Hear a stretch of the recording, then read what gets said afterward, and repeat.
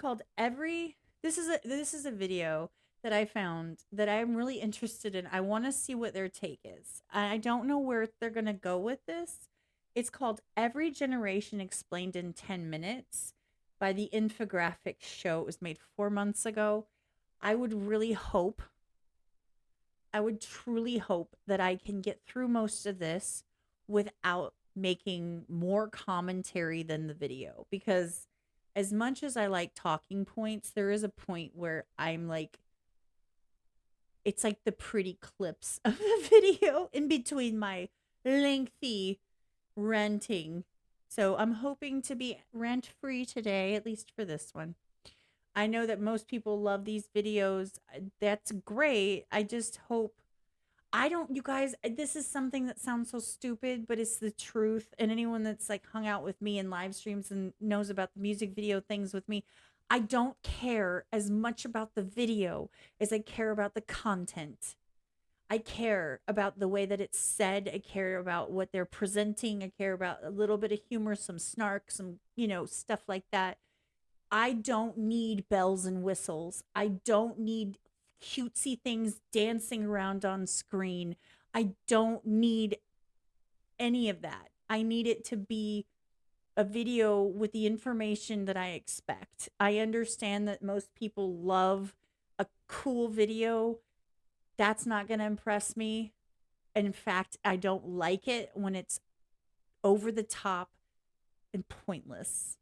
I do want to know why the last one we watched, the guy was half and half. He was red on one half and like beige on the other. Anyway, I was going to mention that and I forgot. But anyway, here we go. This is Every Generation Explained in 10 Minutes by the Infographic Show. I've already talked longer and haven't even played the video. My bad. Okay, let's do this. And 3, 2, 1, go. And your TikToks. What? Hold on. You kids and your TikToks. When I was your age, we were working in the mines. Grandpa grumbles between mouthfuls of mashed potatoes. Okay, boomer. Right. Your 12-year-old cousin fires back, eyes glued to his I hope that this sound in the background doesn't get me nailed, because it totally could. iPhone, skibbity toilet. And there you are frantically scrolling back, eyes glued to his iPhone, skibbity toilet. And there you are frantically scrolling through job listings trying to find a side hustle to cover, well, living. But how did we get here? Why does it feel like the generations are at war? It wasn't always like this. Sure, back in the 1800s, they probably complained about how those darn 1812ers were ruining the revolution. Dude, growing up, we were at war. Absolutely. It was the music we listened to. It was the lack of respect that we were holding towards, our elders or rules or society. It was, the introducing sex and cursing and bad, inappropriate language into mainstream, into our everyday lives, that was always like at least shocked a little bit. Now, in the hindsight, I look back and go, I wish we hadn't done that. I wish we had just kind of stuck with the whole status quo, because now look at us. We just can't freaking stop getting worse and worse. That's what we were at odds with. Because we did, and the difference in the generations is we don't get it. So we don't have that anymore because there's not as much of a gap between our generation and like the last 2 generations. But the people that we were fighting with were in world wars. They were in wars. My grandparents were in saw the Great Depression. Like, we have no right to speak on 90% of the crap we talk about. We have no clue what it's like. We've not lived it.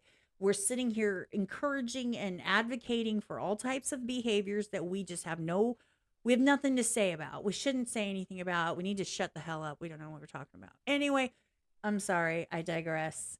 We were at war with like our parents and grandparents and, bucking the status quo, but maybe not as much as now, because now everyone thinks the new generations are insane. Completely insane. He just said skibbity toilet. Need I say more? That's it. Right there. Mic drop. Skibbity toilet. Yep. You no longer, your opinion just doesn't mean anything anymore. Wars generation's hard-fought legacy. darn 1812ers were ruining the Revolutionary War's generation's hard-fought legacy. But this idea of labeling people by generations and turning it into a culture clash, that's actually a 20th century invention. Generations used to be simple family labels until someone decided, hey, let's study this and fight about it. And now we have 7 distinct generations, each thinking they're doing things right. But why does this feel like a battleground for who's really to blame for the world's problems? That's exactly what we're breaking down in this Eve to me is episode of The Infographic Show, Every Generation Explained. Find out exactly where you fit into this generational showdown. The Greatest Generation, 1901 to 1927. This generation was born at the start of a new century filled with promise, progress, and excitement. But naturally, history had different plans. The early years of this generation would be filled with massive upheaval, with many seeing World War I unfold and being haunted by the specter of the Spanish flu. But amid this, they saw many leaps in culture, as the Roaring '20s took off and brought jazz and swing music to the mainstream. But with every up comes a down, and the Great Depression hit, as many of them were approaching adulthood, plunging the entire world into economic uncertainty. And then the rumblings of war started, and that's how this generation earned their name. Most of this generation were fighting age when World War II broke out, and they became associated with the most iconic military triumph the United States had ever seen. Although there were many losses, they returned home to celebrations and went on to great success in business, culture, and of course politics. It's believed there are over 100,000 members of this generation still alive. So if you're lucky enough to know one, ask. I was looking to see when this was made. I was like, all my friends died so you could play Fortnite? It's okay. So by the way, it's that type of a statement, that generalized, you don't appreciate me type statement, that makes people come off so not in touch with current, that people write them off as like, oh, you boomer, meh. And they, by the way, people call people boomers that aren't even boomers. So like, get your terminology right and stop trying to steal words. This just makes people look like, when people make these sweeping statements, you know, my generation, bleh, so you could bleh. It just makes people look stupid and out of touch, unfortunately. Them to tell you a crazy story about the good old days. With a legacy this large, no one cares anymore. Nobody wants to learn from previous generations. They're so selfish and self-centered that all they care about is themselves and what they've done and what they can do and what they're going to do and how it benefits them. They don't want to learn from previous, because as far as they're concerned, it's just not, it doesn't matter. It's been trained into them to not give a shit, and we allow it. There is no surprise the next generation was sort of overshadowed. Silent Generation, 1928 to 1945. True. The Silent Generation was also shaped by these world events, but not in the same way, as they grew up in a world in flux. The Depression shaped their childhood, leading to many growing up in unsettled circumstances, and the war caused wartime rationing. Many saw parents die in combat and grew up in a deeply patriotic environment. Speaking out against the government was frowned upon, and a strong sense of collectivism was encouraged. True. And that's how this generation got its name, because as soon as one war ended, another began. This was the first generation largely defined by the Cold War. The threat of communism was already alive and well in America before this generation was born. But once the Soviet Union got nukes, it was all hands on deck. The name comes from the fact that most of them were silent during the McCarthy era, keeping their heads down and maintaining a strong work ethic that had been instilled in them since childhood. That kind of low-key behavior leads to them often being forgotten as a key generation. Baby Boomers, 1946. Okay, keep in mind, baby boomers, 1946 to 1964. I'm before they say anything about this. Baby boomers, the reason they're called baby boomers is because after the Second World War, when all the soldiers came back and when all of the women stopped working in the factories, they were so happy and everything was like at peace and what they wanted. They settled down and they had families. Okay, so they were like bunnies, y'all. That's why the baby boomers, that's where this comes from. Is that's when, you know, the war is over, things go back to normal, and they wanted so bad for everything to be back to normal. Jobs were good, economy was good. So they settled down, they got married, and they had children. Go figure, that was the norm at that time. That was normal. So all the babies born after World War II, okay, That's this generation.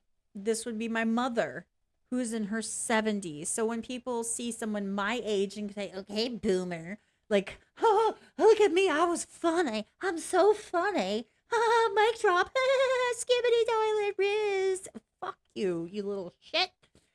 They're not even correct. So, like, if you're going to burn someone, at least know what the fuck you're talking about. Anyway, mind you, I have an 11-year-old, I have a 20-year-old, and a 19-year-old. So I'm sure she hears me in there. She's probably like, why are you saying skibbity toilet, Mom? And she goes, ah. Okay. This is the boomer era. Okay, let's see what they have to say about it. That was my little spiel. To 1964.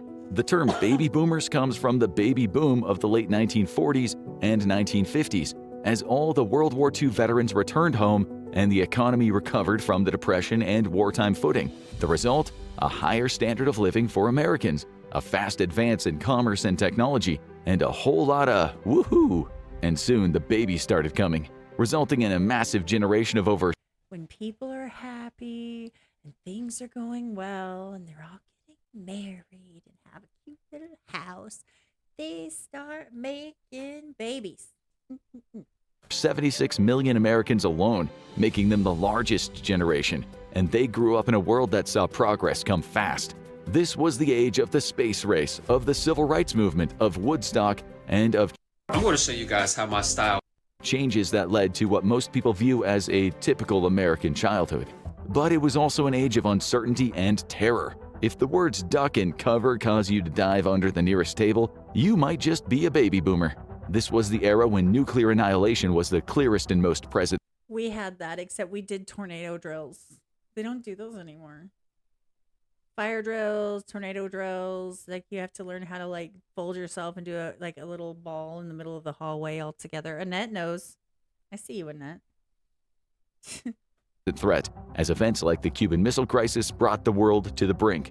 Thus, baby boomers were raised to be cautious and deeply patriotic. But this was also the era of the Vietnam draft and the massive anti-war movement that followed, something that continues in how they impact politics to this day. They've had. What is the phrase? You guys know it. You guys know it. Hard times lead to, you know what I'm saying? That circular argument. Like, good times lead to soft men, and soft men lead to hard times, and hard times lead to, you know what I'm saying? I can't think of it off the top of my head. Don't judge me. Put it in the comments. Who cares? I love that phrase. I did it horribly right now, but that's the thing. They had patriotic soldier family people, family. Okay. Their children who grew up with that positivity, that good economy, that solid family union. Give me something else. I don't like it. Like, you know, they had to, we got to do drugs and be hippies. And I mean, don't get me wrong. I'm not mad about it. It's just interesting. It's interesting because it's the parents' fault. It's our fault, you guys. We let people do shit. Anyway, you guys know what I'm talking about. Whatever. Leave it at that. Had 4 presidents: Clinton, Bush Jr., Obama, and this was my era. Wait, did I skip an era? Hold on. I skipped something. Trump to this day. War movement that followed, something that continues in how they impact politics to this day. They've had 4 presidents: Clinton. Why is this? Wait a minute. What are you talking about? Hold on. What did I miss, you guys? I like how that said my precious. I didn't see that last time. My precious. Wait. You guys, I missed something. Something that continues in how they impact politics to this day. They've had 4. I'm not the generation. Okay, well, yeah, my mom was a baby boomer. I'm her child. Okay. Presidents: Clinton, Bush Jr., Obama, and all Trump. Of them. They have a reputation for leaning conservative, and their easier road in the economy and employment rankles the younger generations. But they're as ideologically diverse as the other generations, and as they reach retirement age by the millions each year, they show no signs of their influence waning. With the boomers casting such a long shadow, is it any surprise the next generation is a little more zen, Generation X, 1965 to 1980. No, this is not my generation, y'all. This is not me. So they were talking about boomers and they were saying 4 presidents. They saw more than 4 presidents. Those 4, whatever my point was, those 4 presidents. I remember Clinton getting elected. I was in elementary school. Okay. So what I was saying was, why are they mentioning 4 presidents that specifically impacted me growing up versus the boomers, and not mention any of the other presidents would have included Reagan and all of them? Why didn't they include those? That's what was confusing for me. I think that was not placed very well. Maybe I'm overthinking it, but that's why they confused me. I'm like, did we skip generations? This is not even my generation, y'all. I'm 83. I'm 83. So just saying. And a lot of people, I always wanted to identify as Generation X because millennials were such ass hats, and like, if it doesn't have a cause, I'm not going to buy the product if it's not sourced locally. Fuck off. That was how they used to be, but now millennials my age are basically just kind of sort of the same as this. So I'm okay with being identified as a millennial because we're not as obnoxious as because here's the thing. Now we have Generation Alpha. So ain't nobody gonna look stupid compared to them. Thank you for making us look good with our stupidity. Good times, soft men, hard times, strong men, back to easy times. Yes, easy times make soft men make hard times because, yeah, yes, that. Known as the slacker generation by many of the older generations, Generation X largely escaped one major trial by fire, a major war that swept them up. While the baby boomers largely fought in Vietnam, this generation saw the latter days of the Cold War as tensions started to slowly ease. The most significant war of this period, the Gulf War, was a limited conflict that didn't involve a draft, and that led to them becoming far more involved in domestic affairs and far more willing to question the powers that be. This was the era where LGBT rights became a key issue, and when the AIDS epidemic swept the world. And while the world might not have been in as much danger of immediate annihilation, change was going to come fast, and much of that cultural shift would be on the TV.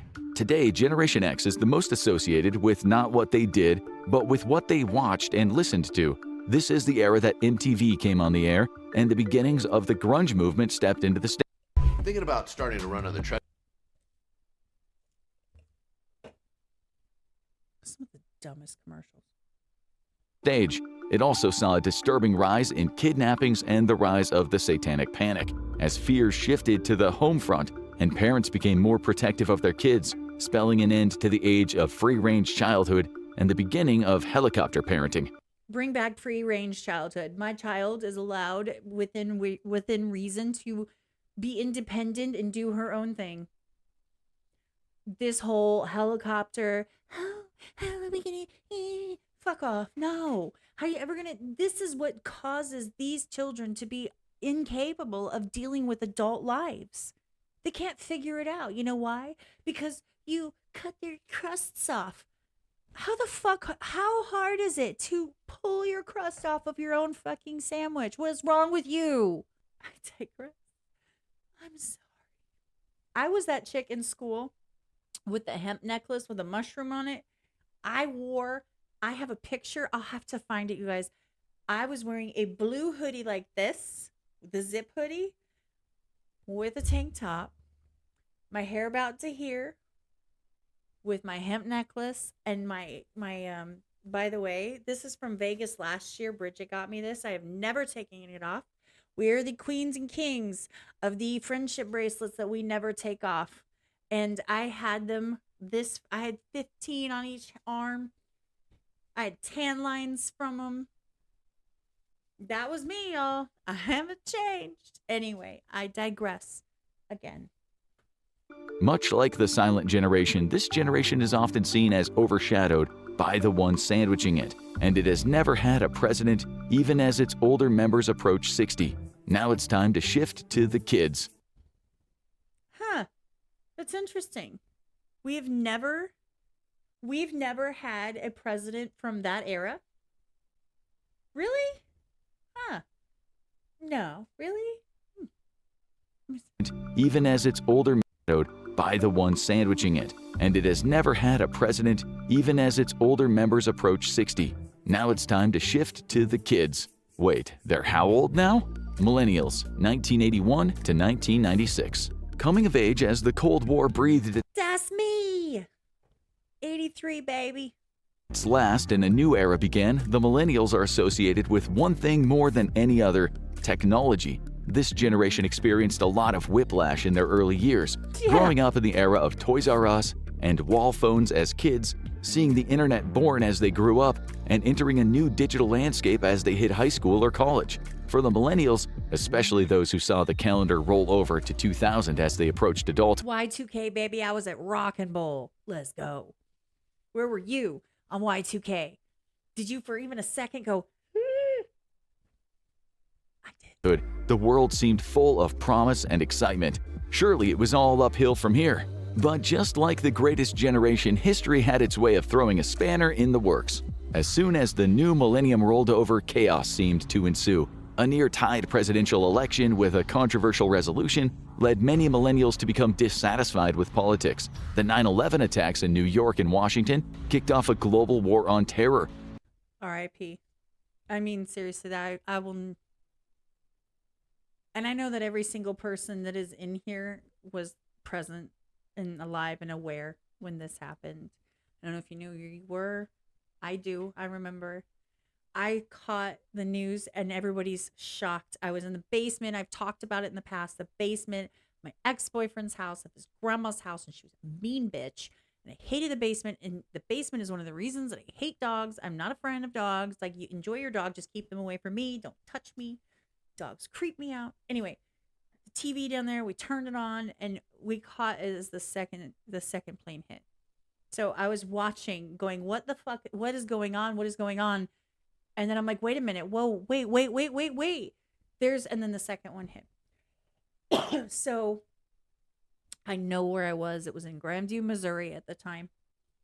I'll never forget it. And I don't think any of you guys will either. It breaks my heart for this to be a subject of contention and hate online, where people use this in any way to disparage, talk shit, or be hateful to anyone. I hate it. It's wrong. And I promise you, I see it. I will no longer be looking at your content. It's not much, but it's something I can do to keep myself from having to see people just shit on something that just profoundly changed our lives forever in the course of our country and the course of our mindset and what people had to go through. Every guy in my family has been in the military. Okay, so anyway, that being said, it was a horrible time. But on the flip side, what came out of it was patriotism and bonding together and togetherness and love for each other and all of that stuff, which now we get shit on for again. Who knew? It's like this constant pendulum swing. Goes this way and then goes that way, and it goes this way and it goes that way. We're all patriots and we love our country until the moment we don't get our way. And then all of a sudden, I hate it, the country's fault. Sorry. And while there was no draft like in previous generations, it cast a pall over young adulthood for many. Then the 2008 I was like 17. Financial crisis upended many millennials' career plans. This has set them back in many ways, with many living at home with their parents long after previous generations and struggling to find long-term employment. This has also led to this generation becoming high. See, this is where this whole mentality of the millennials were always kind of seen as somebody who lived with their parents, and their parents basically, like, padded their lifestyle and stuff like that. This is where I separated from that. I did not live with my parents. I left very, very early through no fault of their own. It was me being a dumbass anyway. Um I worked since I was 13 years old. I got out of school at 16, got my GED and passed immediately, and was working since I was 13 years old. So since 1993 I've been working, and I would be working two jobs and making stupid choices, but I was not staying with my parents, and it wasn't me never finding a job. I always had a job, you guys. I've always had a job. Always. It's what you got to do. So that's where the difference comes from the typical stereotypical millennial to where I go, "Ah, I'm Gen X. I feel like I'm Gen X." That's where that comes from, is because the stereotype of the millennials being pampered little shits. I feel like that doesn't apply. That's where that comes from. Highly liberal, with many of the generation's young politicians being iconoclasts, like Hey. Alexandria Ocasio-Cortez. But while millennials God, is she a millennial? Blech. Probably like late millennials. I can't stand that woman. She's like Rachel Ziegler, but a politician. They kind of like look the same too. She has the eyes, and then Rachel has the. are often used as shorthand for young people, here's a scary statistic. The older I switched from due date. millennials are now over 40, which means some of them are already grandparents, which means it's time for someone Not me. else to say, okay, millennial. Generation Z, 1997 to 2010. If millennials got a crash course in technology as they grew up, Gen Z are digital So my older two children are in this era. So this is my older two children. natives, with almost all of them growing up with the internet being a part of everyday life. They likely got cell phones at a relatively young age, Mine didn't. and those quickly changed to smartphones, essentially giving them a computer in their pocket all the time. When the boomers talk about kids these days will never understand, they mean this generation. The majority of Gen Z has never likely worked on a typewriter, used whiteout, or scanned a newspaper for movie listings, to which they would answer, why would we need to? I highly disagree, because here's the thing. They had the capability of having the access to the internet all the time. But I'm not the only parent that absolutely refused to allow my children to have a phone at 10 years old. In fact, my 11-year-old still doesn't have a phone. That's not a thing. That's not necessary, and it's not a thing, and she doesn't need it, and she's not going to get it. So there are especially for this, and I feel like I'm pointing at this guy's crotch. But this generation, right, for my older two children, they had access to it, but it was still banned in schools. Cell phones weren't allowed in schools. The internet they didn't have the schoolwork on the computer. You had to type stuff up, but you still had to turn in paper homework, stuff like that. So it was a combination of they had access to all of these things, but they weren't integrated with their everyday life growing up. I'm saying growing up. So, and then you had the parents that were like, yeah, my kid is not going to be just relying on the technology and staring at their phone 24/7. That's not going to be a thing. Like me, that's what I said. It's, and then once they get to the point where if it happens, it happens. But I did my best to teach them skills so they can survive a day without their phone. Anyway. But if you think that means that they've checked out of reality, think again. One thing has been clear about this generation as Is it considered checking out of reality if you can't find reality on social media? Social media is not real. It's not reality. It is filtered. It is, done on purpose. It is manipulated. It is curated. So tell me if it's real. I don't like that phrase, y'all. Sorry. Not sorry. that means that they've checked out of reality, think again. One thing has been clear about this generation as they get older, and it's that they are highly engaged in politics and social issues. Was that a Greta Thunberg? How dare you? next generation as they get older, and it's that they are highly engaged in politics and social issues, with the internet being key in increasing their awareness. They've played a key role in the anti-war. There are virtue signalers, is what he just said, right? That's what I heard. Is that what you guys heard? These are our virtue signalers. I remember my child, my bestie, she's, 19, and I love her to pieces, and she loves me to pieces, but we didn't always get along.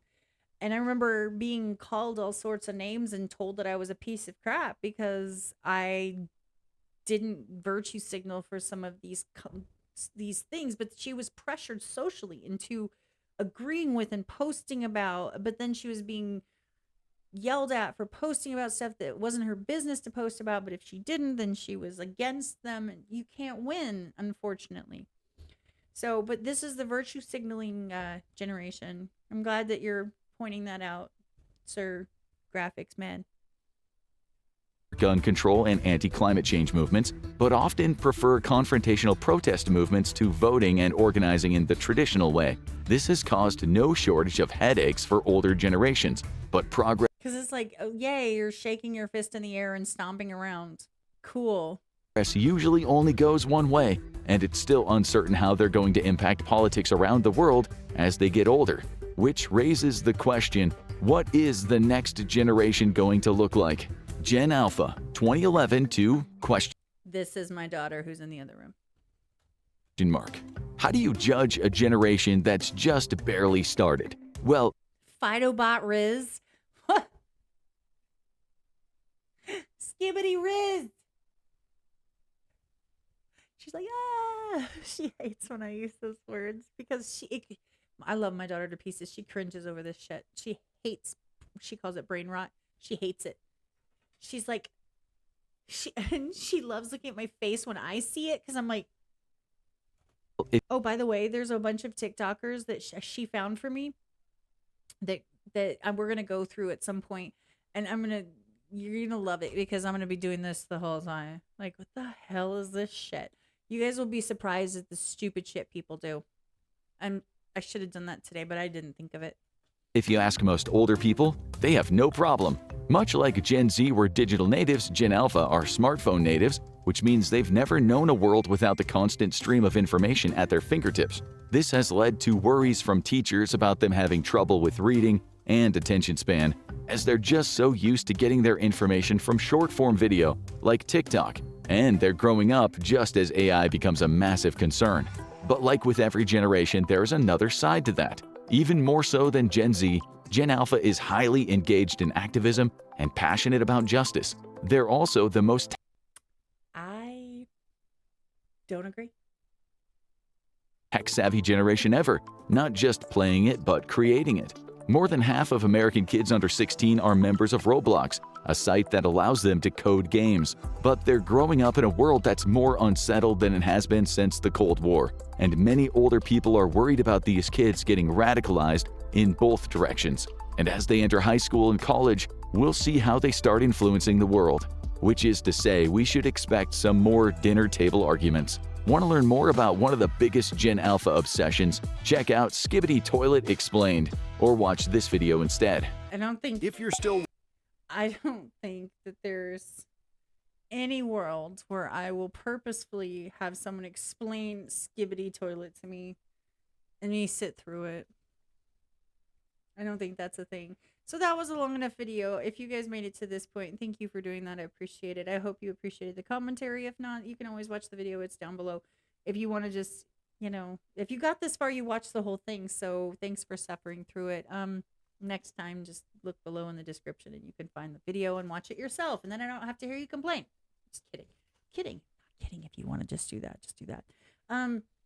Anyway, tell me what you think. Tell me which one you belong to. Tell me which one you think is the problem, which one you think is great, which one you think screwed up the most, and if you think that their descriptions of each of these groups of people was accurate, or if they were completely inaccurate, and which one you identify with. So I hope you guys enjoyed that. Comment down below, hit the subscribe button, hit the like button, all of that. There's probably another video going to pop up right about here. I'm going to continue on with the live, and thank you for being here again. I will get this uploaded sometime this week. So that's my new just kidding, I ain't doing that.